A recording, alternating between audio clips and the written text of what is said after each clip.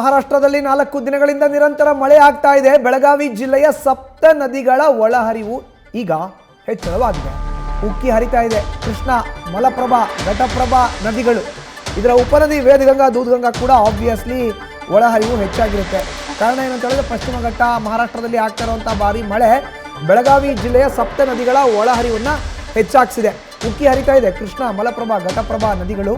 ಕೃಷ್ಣಾ ನದಿಗೆ ಹರಿದು ಬರ್ತಾ ಇದೆ 90 ಕ್ಯೂಸೆಕ್ ಅಧಿಕ ನೀರು. ಘಟಪ್ರಭಾಗೆ 16,000 ಕ್ಯೂಸೆಕ್ಗೂ ನೀರು ಹರಿದು ಬರ್ತಾ ಇದೆ. ಮಲಪ್ರಭಾಗೆ 5,000 ಕ್ಯೂಸೆಕ್ ನೀರು ಹರಿದು ಬರ್ತಾ ಇದೆ. ನೀರು ಹರಿದು ಬಂದಂಥ ಕಾರಣ ಸಪ್ತ ನದಿಗಳಿಗೆ ಜೀವಕಳೆ. ಯಾವ್ದ್ಯಾವುದು? ಕೃಷ್ಣ, ಮಲಪ್ರಭಾ, ಘಟಪ್ರಭಾ, ವೇದಗಂಗಾ, ದೂದ್ಗಂಗಾ ಈ ನದಿಗಳು ಬೆಳಗಾವಿ ಜಿಲ್ಲೆಯಲ್ಲಿ ಏನು ಹರಿಯುತ್ತೆ ಬೇರೆ ಬೇರೆ ಭಾಗಗಳಲ್ಲಿ ಅಲ್ಲಿ ಒಳಹರಿವಿನ ಹೆಚ್ಚಳ ಹೆಚ್ಚಾಗಿದೆ. ಈಗ ನೇರವಾಗಿ ಮಹಾರಾಷ್ಟ್ರ ಮತ್ತು ಪಶ್ಚಿಮ ಘಟ್ಟಗಳಲ್ಲಿ ಸುರಿತಾ ಇರುವಂಥ ವ್ಯಾಪಕ ಮಳೆ ಸಪ್ತ ನದಿಗಳ ಒಳಹರಿವು ಈಗ ಹೆಚ್ಚಳ ಆಗಿದೆ. ಕೃಷ್ಣಾ ನದಿಗೆ 90,000 ಕ್ಯೂಸೆಕ್ ಅಧಿಕ ನೀರು ಹರಿದು ಬರ್ತಾ ಇದೆ. ಘಟಪ್ರಭಾಗೆ 16,000 ಕ್ಯೂಸೆಕ್, ಮಲಪ್ರಭಾಗೆ 5,000 ಕ್ಯೂಸೆಕ್ ನೀರು ಹರಿದು ಬರ್ತಾ ಇದೆ.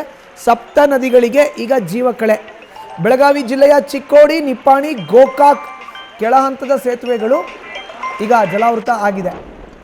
ಚಿಕ್ಕೋಡಿ, ನಿಪ್ಪಾಣಿ, ಗೋಕಾಕ್ ಭಾಗಗಳಲ್ಲಿ ಬರೋ ಅಂಥ ಕೆಳ ಹಂತದ ಸೇತುವೆಗಳು ಜಲಾವೃತ ಆಗಿದೆ. ಬೆಳಗಾವಿ ಜಿಲ್ಲೆ ಅಂತ ಹೇಳಿದ್ರೆ ಬಹಳ ಸಂಪದ್ಭರಿತ ಜಿಲ್ಲೆ, ಜೊತೆಗೆ ಸಪ್ತ ನದಿಗಳು ಹಾದು ಹೋಗುವಂಥ ಜಿಲ್ಲೆ. ಹೀಗಾಗಿ ಇಲ್ಲಿ ವ್ಯಾಪಕ ಮಳೆಯಿಂದಾಗಿ ಎಲ್ಲ ನದಿಗಳಿಗೂ ಒಳಹರಿವು ಹೆಚ್ಚಳ ಆಗಿದೆ.